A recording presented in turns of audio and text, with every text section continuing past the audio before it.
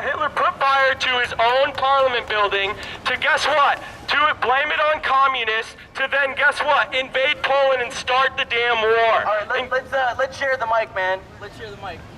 Exactly. Okay, I just want to say that the FBI has been promoting terrorism to engage in a war against us. And they've been setting up people from the peace movement, they've been setting up Muslims, they've been setting up environmentalists. There's a long history of this. In the Earth First movement alone, they set up the Arizona 5 to bust those people by trying to get them to down power lines that they weren't planning to down and bust the leader of one of the co-founders of Earth First. Then they got a hold of somebody in the Green Scare to bust a lot of people for property crimes and threaten them with sentences that were far beyond what the average arsonist would get. It was politically motivated. They are now persecuting people for thought crimes, for just thinking about or talking about taking down a cell phone, for linking a website to another website in the Earth First movement. They're trying to take us down, essentially, and they're doing it by portraying us as terrorists, even though there's been no threat to life, human or otherwise, with all of these actions. And even though the majority of them have been set up by the FBI, heavily infiltrated by the FBI, pushed by the FBI. So I just want to say there is no war against terrorism. There's a war against us. And if you feel like you're safe from this, you're being fooled, because it's everybody, just like under Nazism.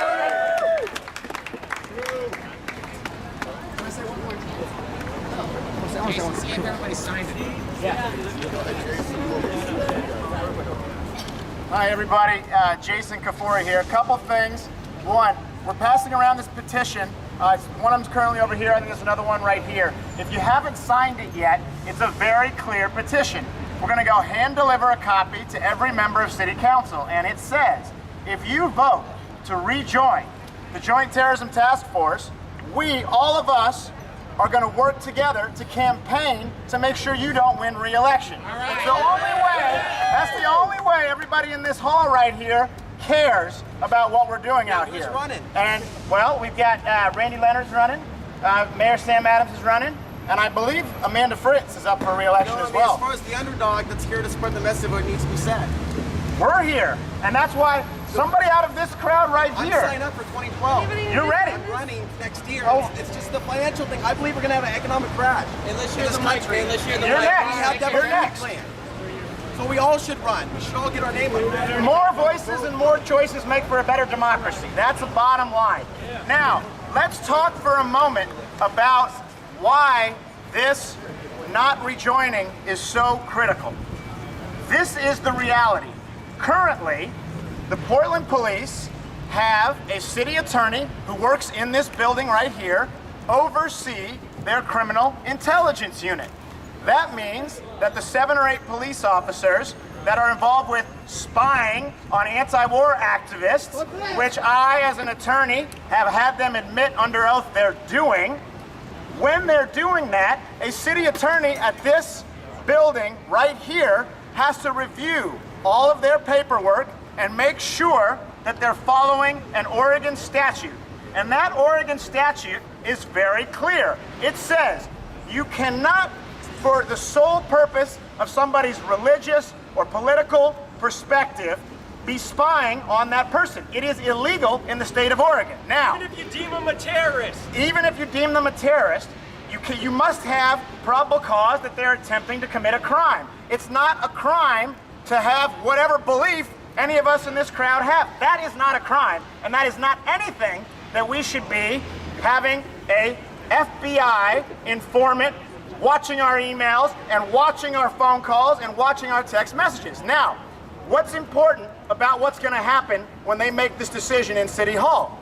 If they vote to rejoin the JTTF, suddenly 2 Portland police officers, at least, will become not accountable to the city attorney's office, not accountable to the Oregon statute. They are going to be working directly for the FBI. Now, the FBI doesn't have this Oregon statute which says you can't spy on people for political beliefs. They don't have that ingrained in their DNA. The FBI, as my dad and everybody else here have outlined, has a history, decade after decade after decade of spying on people solely because of their political beliefs. So this is what's critical.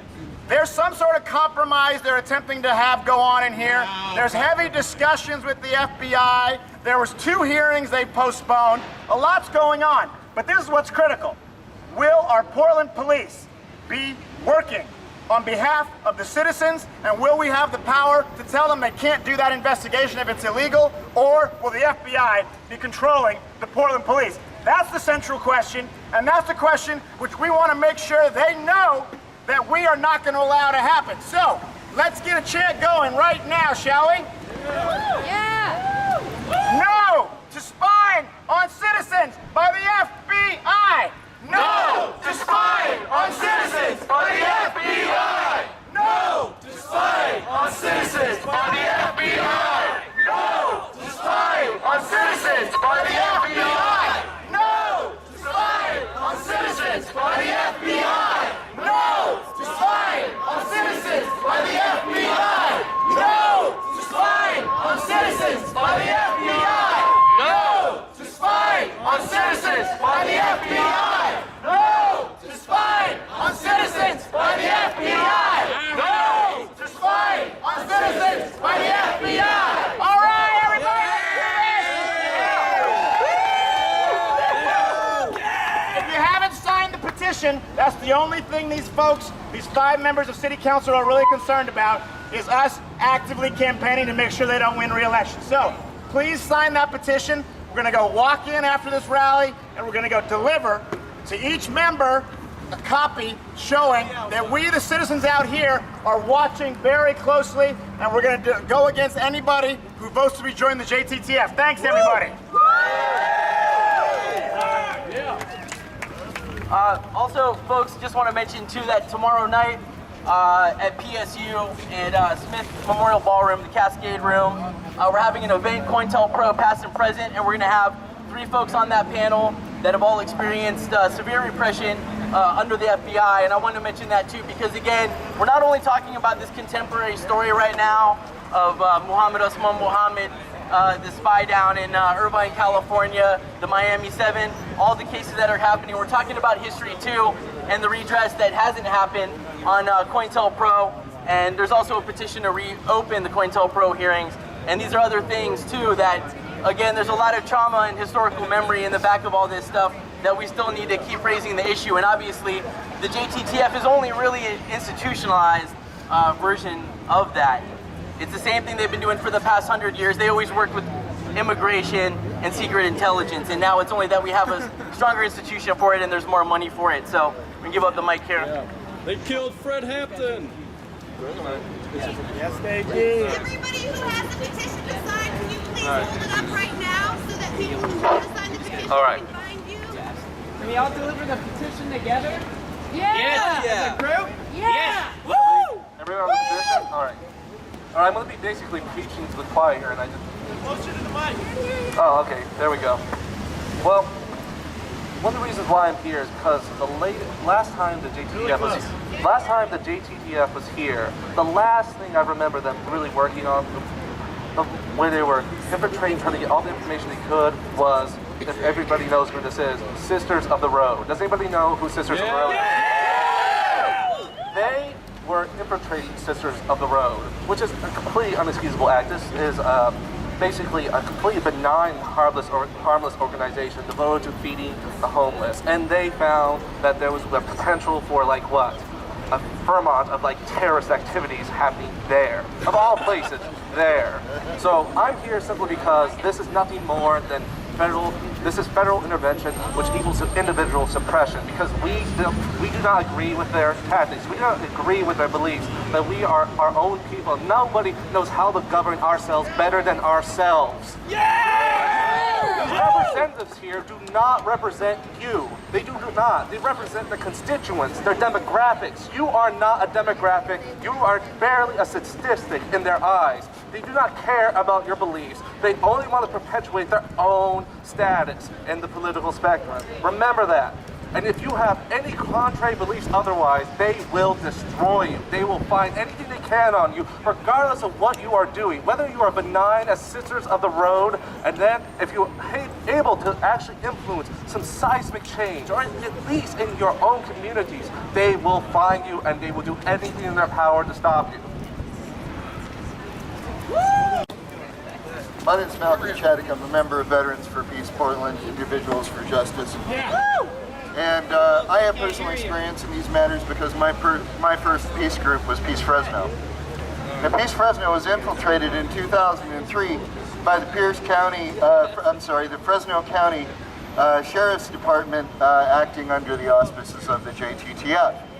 The young man who was doing that surveillance was with us for several months, taking notes in our meetings, traveled to marches with us, and we found out when he got in a motorcycle accident that his name wasn't what we thought it was, and that his affiliations were not what we thought they were. As it turns out, he was a sheriff's deputy. He was working for the Joint Terrorism Task Force of Fresno County, and he was in violation of the California State Constitution. This was determined and acknowledged, to the best of my knowledge, by the Secretary of State of California. Now, this is proof positive that the FBI has in the past displayed an inability to be trusted to operate within the confines of the Memorandum of Understanding that they signed.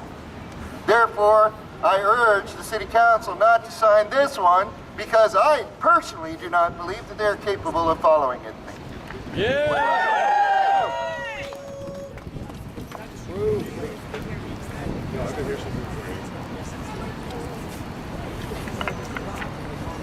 Good afternoon. My name is Ann Slater and I'm with Radical Women, and I'm visiting from Seattle, Washington, and I want to tell you that you are part of a national movement. Around, as you probably know, around the nation, people have been standing up and opposing the FBI raids on the activists in the Midwest.